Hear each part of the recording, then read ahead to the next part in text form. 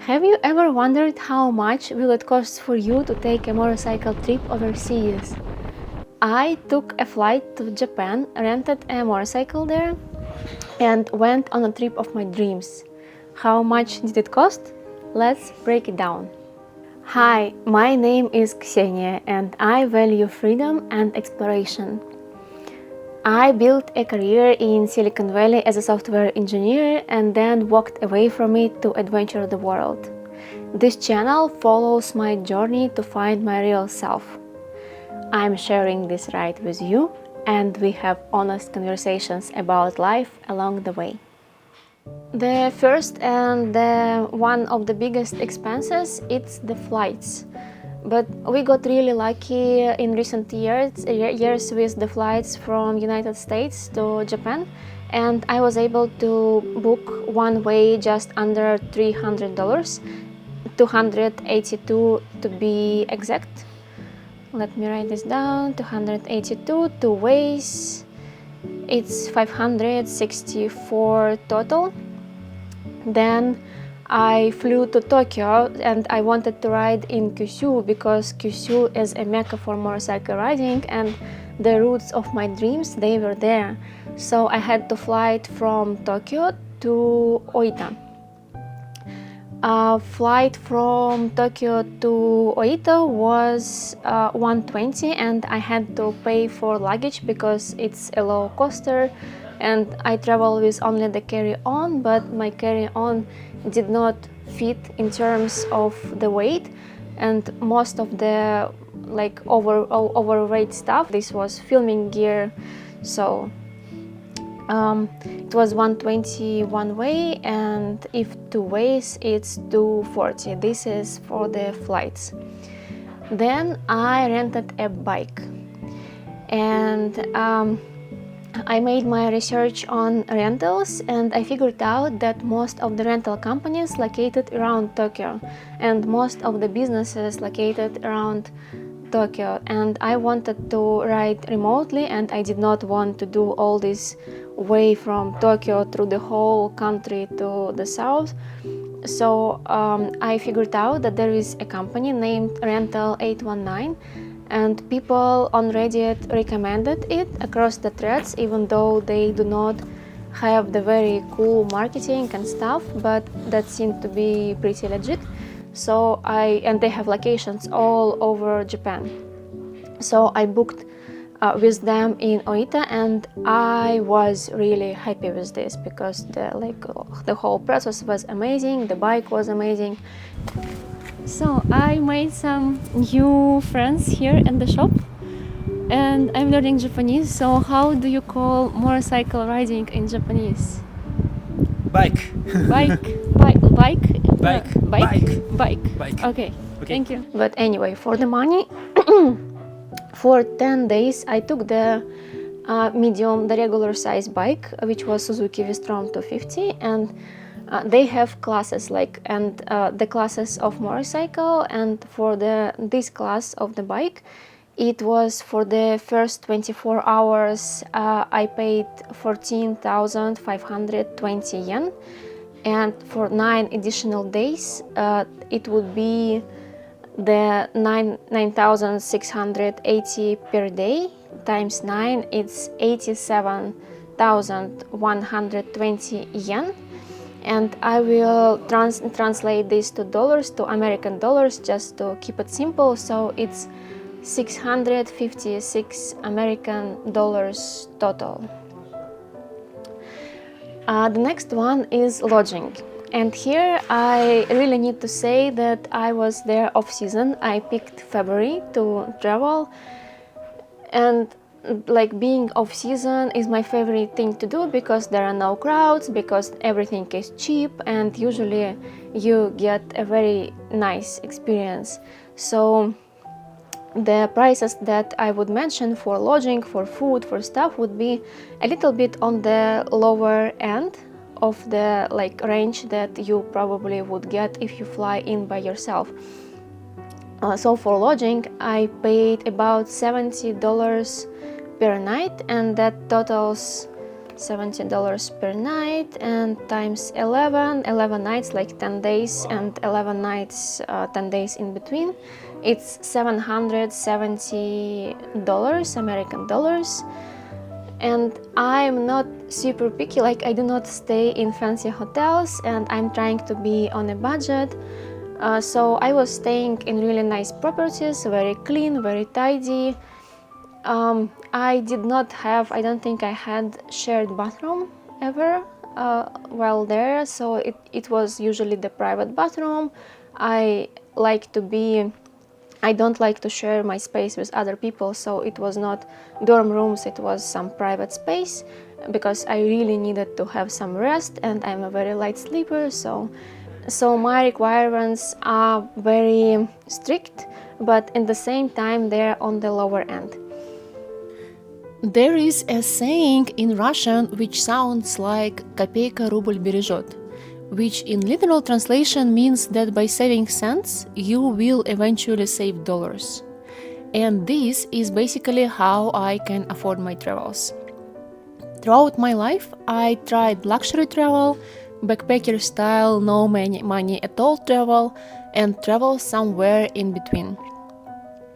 The issue with the luxury travel is that it ties you to your job because money is not an endless pit.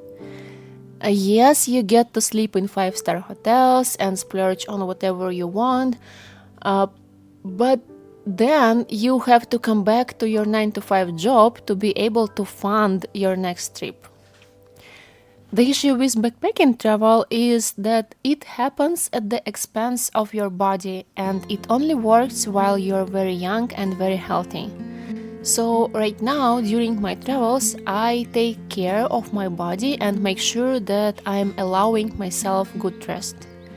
But at the same time, I'm trying to spend as less money as possible because I want my savings to last so that I have enough time and I don't have to come back to 9-to-5 in the nearest future. And it takes time and experience to figure out for yourself what is a necessity, what brings you real joy, and what is just simply being sold to you by marketing campaigns and influencers. Now for gas. I was riding Suzuki V-Strom 250, and Suzuki V-Strom 250, it's about 4 to 5 liters per 100 kilometers. And in Japan, the gas cost, the regular gas that I got for my bike, is about $1 per liter. So it all counts to about, let me check, 70 liters. I spent about 70 liters. So it's roughly $70. Let's do like $1 per liter and times 70, it's $70 total. Then comes food. For the food, again, I'm not the fancy lady who eats out at restaurants a lot, and like I can treat myself to eat sometimes, but I do not like to spend a lot of money on food, because for me the food is something that is there to nourish me, to give me energy. So here in Japan it was really easy for me, and yes, and I don't eat meat, but here in Japan I did not meet any problems with me not eating meat. Like I eat fish and seafood, and here it's all over the place. So mostly I was getting my food from convenience stores, which are kind of fancy in Japan. Like you can get really good food there. So usually my breakfast was something like onigiri. It's a triangle shaped bowl of rice. Then I had a waffle and hot green tea, and this cost me about $5 American. I got myself 2 onigiris. This is onigiri. I got myself a Belgian waffle, and I become a waffle addict here. I don't know why Belgian waffles here taste so good, much tastier than in any part of the world. And I took green tea. and this is hot green tea. So, how much did I pay? I paid 700 yen, which is about $5 for 4.5 American dollars probably. And then for the dinner and for the so usually I had to normally I would have meals 3 times per day and sometimes 2 times per day, and if it's 2 times per day then the second meal is bigger. So usually it's about $30 per day roughly, with all the snacks, everything. So I'll write down that it's $30 per day times 10. But again, I was trying to be on a budget, and that's not including any restaurants. If you try to apply what I'm putting here to yourself towards your future trips, then it's not something that you would probably do if you enjoy eating in the restaurants. But anyway, that's my spreadsheet, so my space. Toll roads. In Japan, you can get really quickly everywhere if you're using toll roads. And the price of the toll roads is approximately $1 per 1 mile, something like this. And this is really expensive. Like, normally I can pay for toll roads in different countries because I don't mind spending $5, for example, if it will give me an hour of my time back. But here it just did not make any sense. And apart from this, when you're going on toll roads, you're just riding the highway.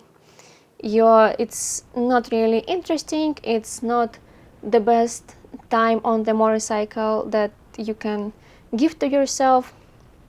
So I was avoiding toll roads. I just put a checkbox in the settings of my GPS, of my Google Maps, like the Google GPS, that avoid toll roads, and I was riding the countryside on twisty roads and like all the twisty and mountain roads were happening naturally to me just because I put this checkbox. So for toll roads, I honestly spent $0. And again, that might be not the case for you. If you need to get quickly from point A to point B, toll roads would be an option. But again, I don't know who would pay that amount of money for like spending time on your motorcycle riding so many hours just on the highway and paying money for that. I don't know. If that's for you, then I totally accept that. So it all accounts for $2,600, and this is including the flights there and back, food, transportation, rental of the bike, lodging, gas, everything. Now, because of my YouTube channel, I got some sponsorships, and for me it was roughly about $1,400. My YouTube channel is small, but still I get some benefits here and there from it. Not so much from the ads that are on YouTube, but mostly from like working directly with companies. There also might be an expense that you want to include in your trip, which is travel insurance and health insurance. I did not do this because I have a higher-end credit card that carries all this insurance with the annual fee that I pay. So all medical and travel insurances are covered, as well as a lot of other stuff. What do you think? Would you spend this amount of money on a 10-day motorcycle ride in Japan? And if you enjoyed this video, you might also like my adventure vlog that I recorded during the same trip. Link is on your screen. Thank you so much for watching, and I'll see you in the next one.